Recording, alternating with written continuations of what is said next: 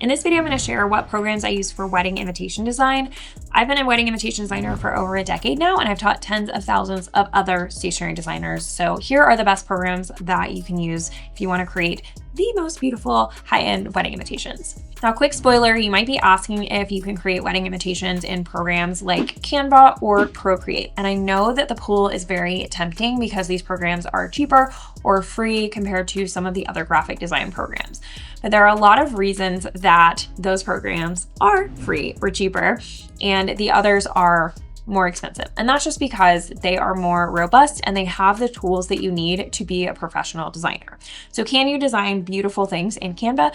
Absolutely, 100%. If you are just a DIY bride who's trying to design her wedding invitations, then absolutely Canva is a great platform. I have some other videos here about how to design wedding invitations in Canva. But if you are trying to take this seriously and become professional graphic designer, which is what invitation designers are, then you should use professional graphic design programs. The biggest difference with these programs is that they are going to be a lot better for actually printing. So whereas you can create something beautiful in Canva or Procreate, it's really hard to get those to print accurately with colors, sizing, etc. And a lot of print shops will either charge more to convert Canva files or just won't accept Canva files in the first place because they're difficult to work with from a printer's standpoint.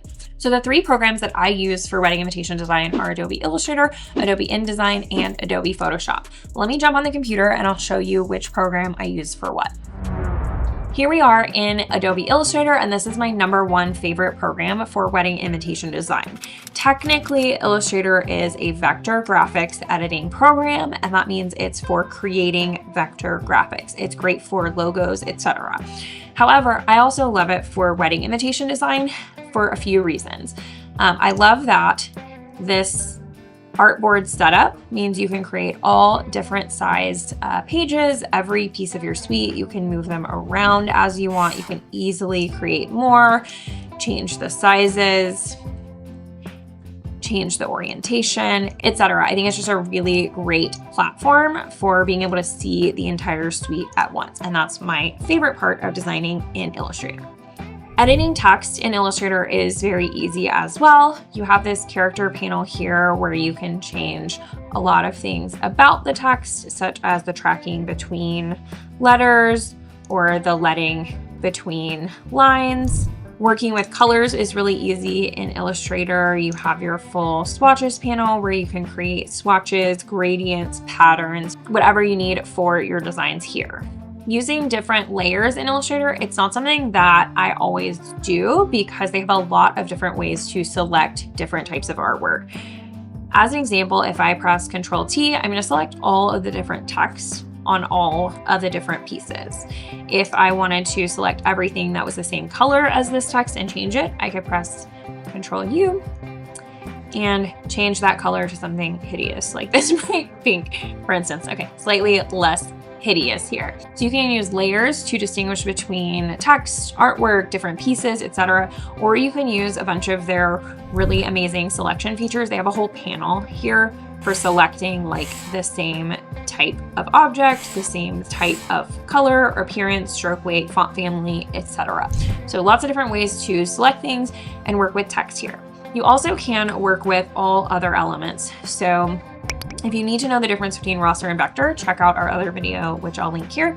But we have all these raster elements, which are typically like watercolors or photos, and we brought them in here in Illustrator. So even though they're not vector and we can't specifically edit them here in Illustrator, we can typeset them, we can make them smaller or bigger, rotate them, move them around, etc. So you can work with all of the different options. Like this frame is one big raster element, and you can work with vector and raster elements together here in Illustrator. There are a million save type settings, as well as all the different print settings that you'll need, such as trim marks, registration marks, bleeds, etc. So lots of different options here when it comes to print, which is a big difference between these real graphic design programs and the ones that are designed for online editing, such as Procreate and Canva.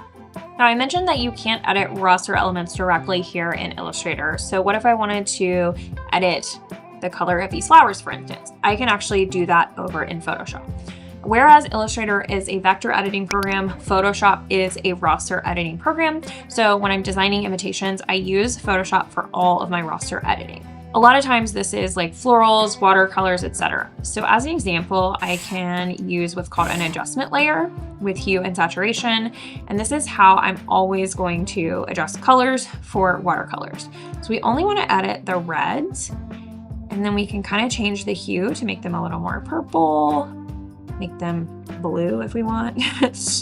Do a lot of things. So let's try this kind of raspberry pinkish purple color.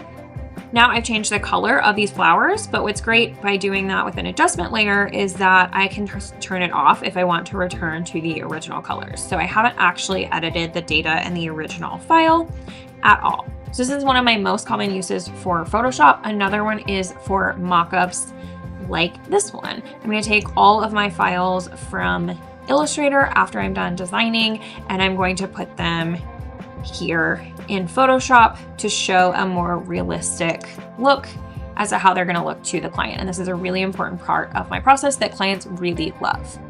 And what's cool about all of these programs is that they work kind of seamlessly together. So if I were to, this particular file, let's say I'm going to place this file that we're working on in Illustrator and I put it in Photoshop as a new mockup. Now what we're going to do is we changed all the color. We'll just save this exact Illustrator file. And as soon as it's saved, when we go back to Photoshop, it's going to fully update. So you see that text change to that red-orange color that we're using. So when I place something in here and then I go back and make revisions to it, it's going to automatically update. That really allows you to use the right program for the task that you're working on without it feeling disjointed. It feels very seamless when you work with Adobe Creative Cloud. And then lastly, I also use Adobe InDesign. A lot of designers prefer to design directly in InDesign, and you absolutely can. You can do a lot of the same things with text and moving around roster elements and things that you can do in Illustrator here in InDesign. But InDesign is technically designed to make long layouts like books, magazines, brochures, etc. And with invitations, we're not using a lot of the same elements between a lot of different pieces. So it really excels at anything with a lot of pages that have some similar overlapping elements. So here's an example of a wedding invitation that I designed. You can also create mockups in InDesign in very similar ways. You can see that these are linked using this little link to the original InDesign files. And the same thing will happen if I update this file, it will update on the mockup as well. But what I usually use InDesign for is longer documents like address lists, escort card lists, seating charts, etc. So as an example for an address list, you can take a file that looks like this. It's just one page set up like this, attach it to a spreadsheet, and then with like one click, you get a file where all of your addresses are correctly formatted with the right colors, the right spacing, the right fonts. Even this little bow element is on every single envelope. And we have done, let's see, this is 71 pages, and I only had to format it one time. So I do have a longer video on that. It's called Data Merge in InDesign. It is so wonderful. And that's the main reason I use InDesign. But if you like InDesign better, you absolutely can fully design wedding invitations in here as well. In our Adobe Creative Cloud bundle for stationers, we teach you how to use InDesign, Illustrator, and Photoshop fully with all of the functions that you're going to need for wedding invitation design. So we teach you how to do all of these mockups. We teach you how to work with text, colors, gradients, do some more advanced things, a little bit of image editing, and just all the features that you're going to need for stationery design.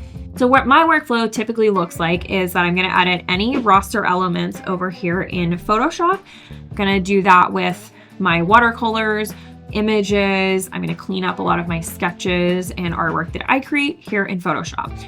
Then when it's ready to go, I'm going to bring it over into Illustrator to finish the invitation design, typesetting, etc. Typically, I'm going to bring it back into Photoshop, but again, this is very seamless because these programs work together really well to create the mockup, to show my clients, and then it's really easy to update all these files every time I make revisions. And then lastly, I'll dive into InDesign if I need to do any data merging or long documents like table numbers, address lists, and escort cards. There are a lot of different ways to use these programs interchangeably, so I hope you'll check out our bundle if you want to learn how to use InDesign, Photoshop, and Illustrator specifically for wedding invitation design. I think it's really important for you to see someone who's doing the same type of work as you when you're learning these programs, because I'm going to teach you the specific tools that you need for this job. I'm not going to show you how to make a magazine when that's not really the job you're trying to do. I know Adobe can feel like an investment or a little overwhelming to learn because there are so many features. So I tried to make it as easy as possible for you, but I think this is going to up your graphic design game so much.